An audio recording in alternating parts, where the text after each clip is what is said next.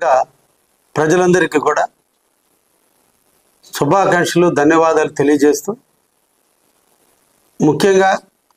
కావలి నియోజకవర్గంలో కీర్తిశేషులు శ్రీ గ్రంథి యానాశెట్టి గారు దాదాపు 30 సంవత్సరాల పాటు తన రాజకీయ జీవితాన్ని కావలికి అంకితం చేసి కావలి పట్టణాన్ని అభివృద్ధి పరచడంలో కీలక పాత్రను పోషించి పేదవాడిని హక్కును చేర్చుకొని పేద బడుగు బలహీన వర్గాల కోసం తన జీవితాన్ని అర్పించిన వ్యక్తి శ్రీ గ్రంథి యానాశెట్టి గారు. వారు అకాల మరణం కావలి ప్రజలని ముఖ్యంగా తెలుగుదేశం పార్టీని అందరినీ కూడా దిగ్భ్రాంతిని గురిచేసిన కరుణంలో కావలికి ప్రస్తుత ఎమ్మెల్యేగా కావలికి ఎనలేని చేసినటువంటి మహోన్నత వ్యక్తులు గుర్తుండే విధంగా కావలి ప్రజలు శాశ్వతంగా నిరంతరం కూడా వారిని గుర్తుంచుకొని స్మరించుకునే విధంగా కావలి నడిబొడ్డున వారి కాంస్య విగ్రహాన్ని ఏర్పాటు చేయాలి. వారిని చూసైనా ప్రజల్లో అటువంటి భావాలను పుణికిపుచ్చుకొని మనం కూడా జీవితంలో ప్రజలకు కొంత సేవ చేయాలని ఒక సంకల్పానికి వచ్చే విధంగా ఆదర్శంగా ఉండే విధంగా కాంస్య విగ్రహాన్ని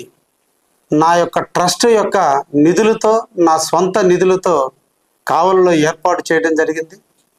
రేపటి రోజున అనగా ఈ నెల 8వ తేదీన సాయంత్రం 3:30 రాష్ట్ర మంత్రివర్యులు బీసీ జనార్దన్ రెడ్డి గారు, రోడ్డు రవాణా శాఖ మంత్రులు, అదేవిధంగా రెవెన్యూ శాఖ మంత్రివర్యులు అనగాని సత్యప్రసాద్ గారు, మిత్రులు ఎమ్మెల్సీ బేదా రవిచంద్ర గారు అందరం కూడా కలిసి కాంస్య విగ్రహాన్ని కావలి నడిబొడ్డున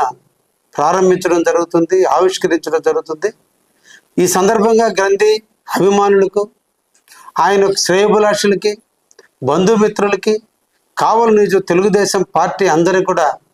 ఈ కాంస్య విగ్రహ మహోత్సవానికి అందరూ విచ్చేయాలని, వారికి ఆత్మకు శాంతి చేకూరే విధంగా,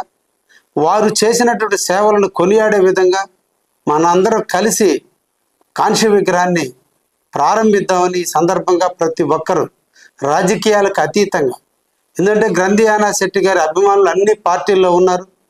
అందరికీ సేవ చేసినటువంటి వ్యక్తి గ్రంథి యానాశెట్టి గారు. కాబట్టి పార్టీలకు అతీతంగా అందరూ కూడా రావాలని, ఆ కార్యక్రమంలో పాల్గొనవలసిందిగా కావలి నియోజకవర్గ ప్రజా